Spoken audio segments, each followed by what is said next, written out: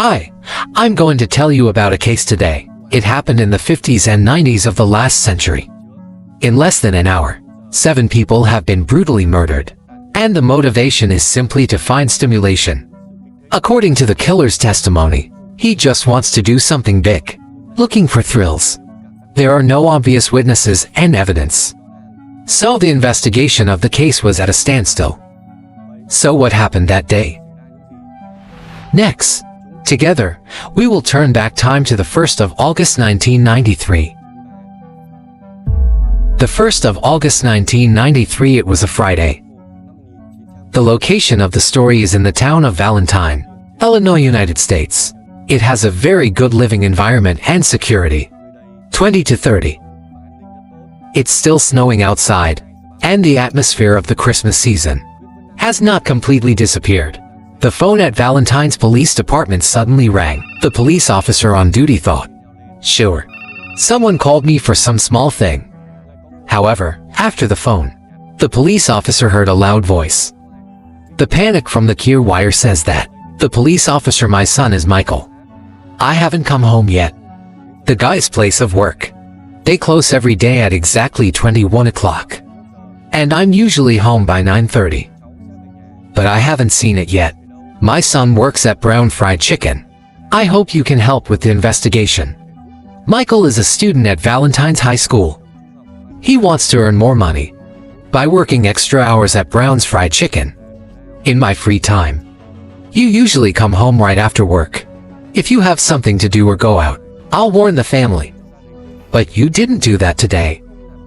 After the police came to the bar, they found out the Brown Fried Chicken has turned off the lights and closed. There's no sign of any abnormality, so they called the police department back and said, "There's no unusual problem. The bar is closed. Maybe Michael's gathering somewhere." 1 hour.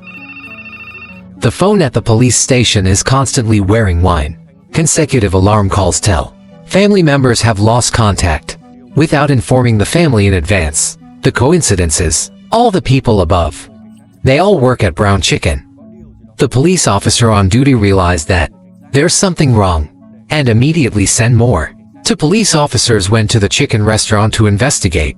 When the police arrived, they found out the store was closed. The lights in the house are off. When looking out the window from the street light, they found the store very clean and tidy. The chairs were placed on the table.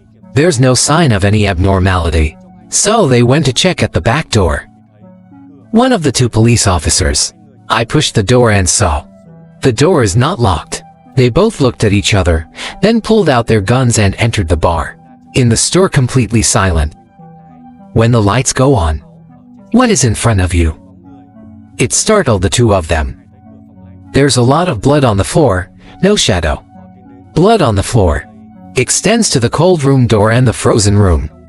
In the back of the kitchen, they went to open the west cold room door. 2 bodies appeared in front of them.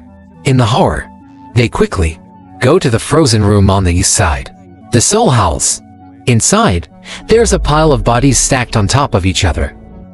They were all shot. That made 2 police officers never forget. It was initially determined that a total of 7 people had been killed. The cause of death was shot. Some people don't just get shot many times. He was stabbed several times with a knife. 2 victims in a cold room on the west side is the owner of a chicken shop, 50-year-old Richard Allen Fell, and the 32-year-old waiter in the store, Thomas Manette Year. The victim in the east room was Lynn Allen Fell. The 49-year-old shopkeeper's wife, Marcus Nelson, is 31 years old. Official staff of the store, Guadalupe Maldonado, 36 years old. The chef worked all night. 2 students working at the restaurant, Rico Alsolis is 17 and Michael A. Castro is 16. The nature of the case is very serious. The local police quickly coalesced with the Chicago Criminal Police, Illinois State Police, and FBI to form a Palestinian project team, including 75 people, and start investigating the case in full. The investigator, I checked all the details at the scene, take hundreds of pictures, and record the details in a very specific way. They found the following clues at the scene. The investigator. I found a mop with blood on it. Next to the east door of the store. There are signs of being cleaned. So the perpetrator may have used a mop on to clean the blood stain after the crime. That also shows the perpetrator had a very good mentality, or someone very familiar with the store. He knew that after the store closed, no one will come here. So, he didn't run away in a hurry. Stay on the scene and clean up.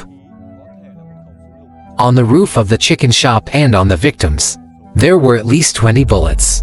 The weapon could be a 6-point BA gun. But we can't pinpoint the origin of the gun. There's an unusual phenomenon in the store. There's a chair near the ordering counter that has been properly placed, and all the other chairs have been turned upside down on the table. Chair stacking. Such overturning is for the convenience of cleaning shop from a chair near the counter show. Although the sales time is out, but there's still a customer eating in the store, whether that last eater was the perpetrator, or who knows something or not. Business revenue of the chicken shop that day, about $18,001,900 United States dollars. But the cashier's box is empty. That shows the killer's target could be a robbery. But why do they kill innocent people? In the cashier of the fried chicken shop, found an invoice. The time shown on it is 2:10:78:1. Here's the last cashier's bill for the day. The last customer to stay ordered a fried chicken combo, 2 small loaves of bread, a pack of chips and a glass of water. The store has been cleaned up.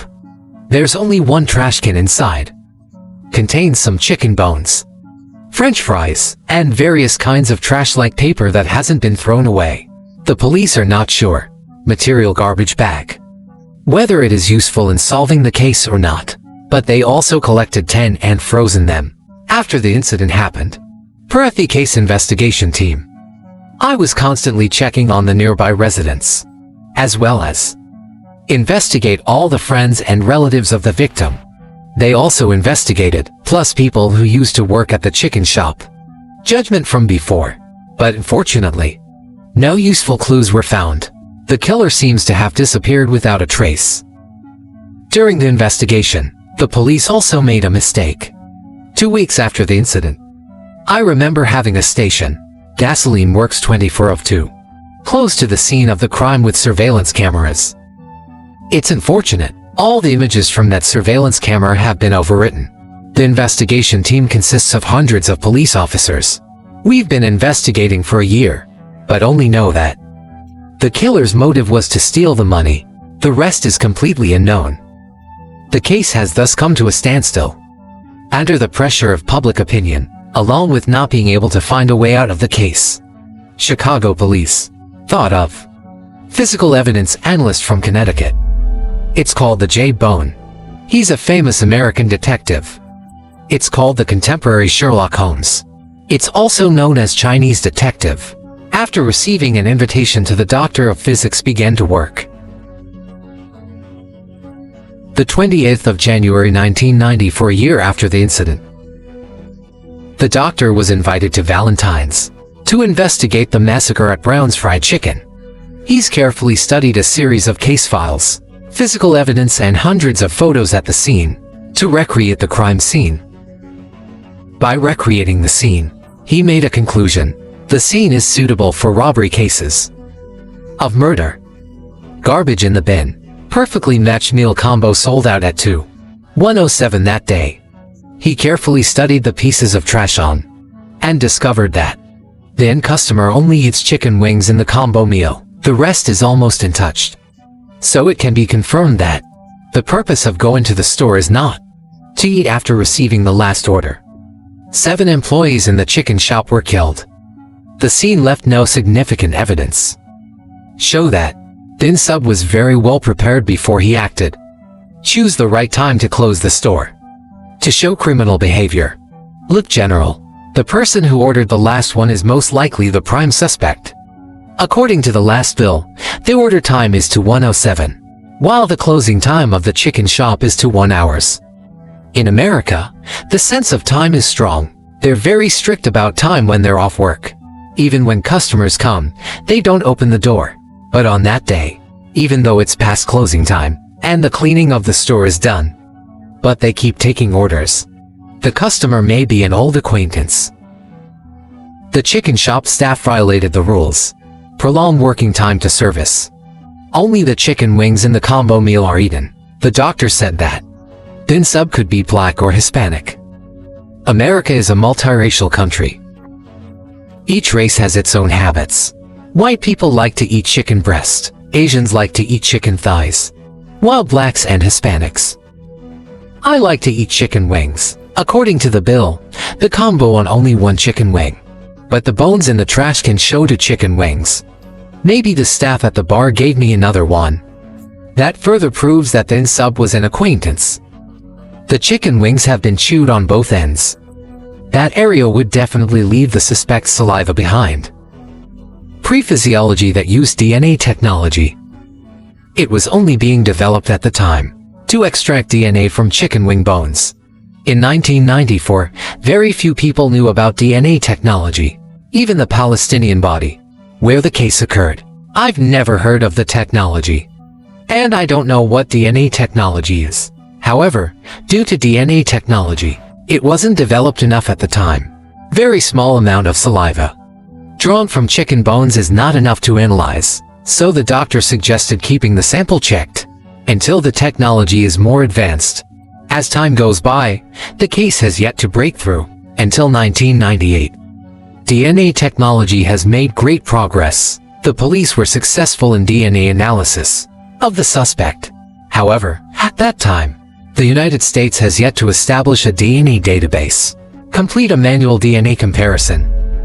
It's a very heavy job, very time-consuming and expensive. It was 5 years after the incident. And finally, they still couldn't find an AI that matched the DNA. No new evidence has emerged. So the case became an unsolved case. The 25th of March 2000 to 9 years after the incident.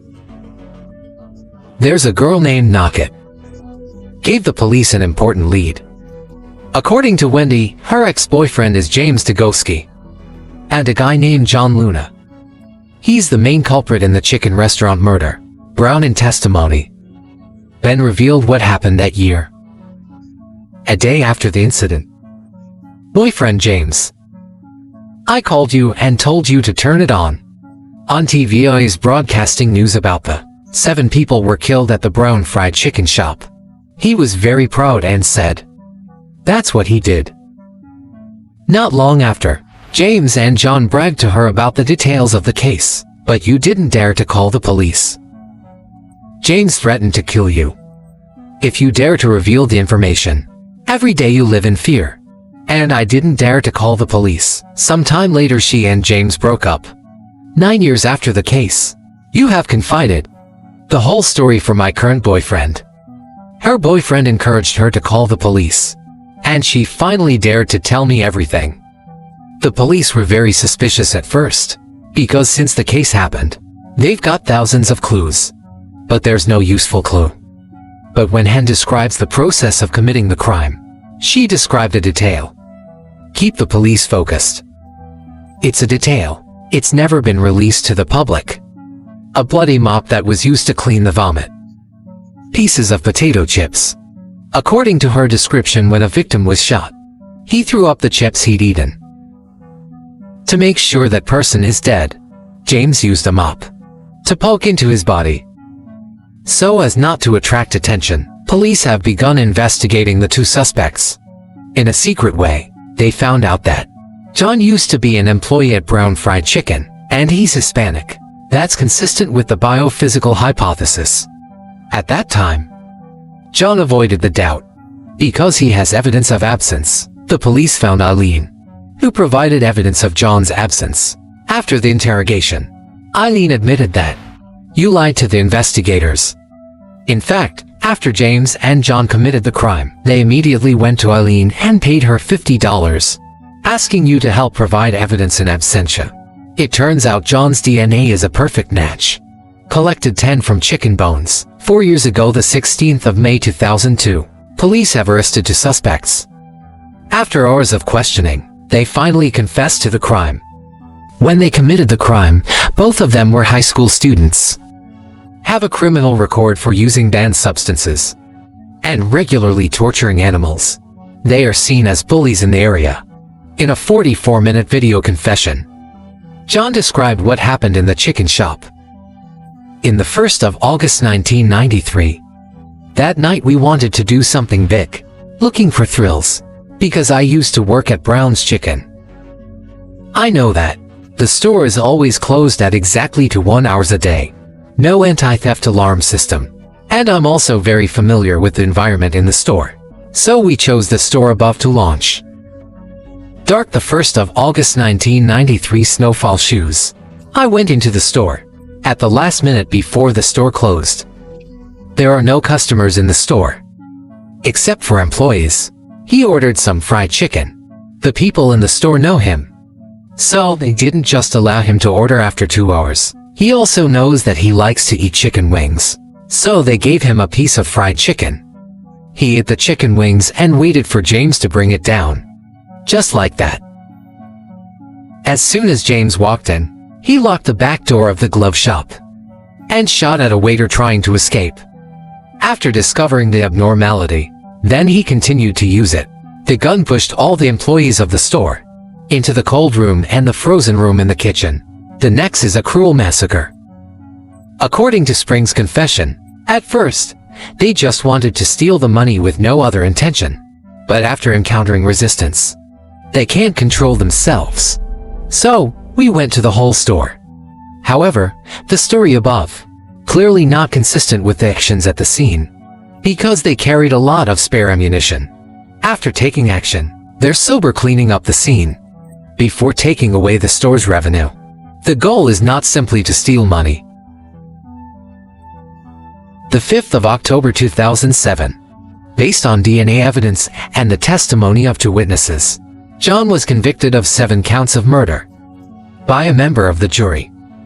The group firmly opposes the death penalty, so the death penalty didn't go through. He was eventually sentenced to life in prison, not pardoned, to the 29th of September 2009. Based on the testimony of ex-girlfriend Ann Ellen, who created the alibi. Then finally, James was also convicted of 7 counts of conspiracy, murdered and sentenced to life imprisonment, since 7 people were murdered in 1993, until the suspect was arrested in 2002. In 2007, the suspect was convicted. The process of the case lasted for 14 years. During those 14 years, families of the victims, he suffered a great loss for them that ordinary people can't imagine. At the same time, the incident also caused the Palestinian submerged in inhibiting air. After the incident, sales of Brown Fried Chicken chain reduced by 35%. More than 100 restaurants in the Chicago area closed. Location of the incident. After being vacant for many years, it was converted into a laundry. Business 7 failed. It was finally lifted in April 2001. Now the vegetarian bank has been newly built here. Reality. Many cases were suspended due to the limitations of the technology of the time. They can't solve the case immediately. That doesn't mean they never did. Can be solved. Remember that. There is no perfect crime in this world. Today's episode ends here. And I'll see you in the next 6. Hello.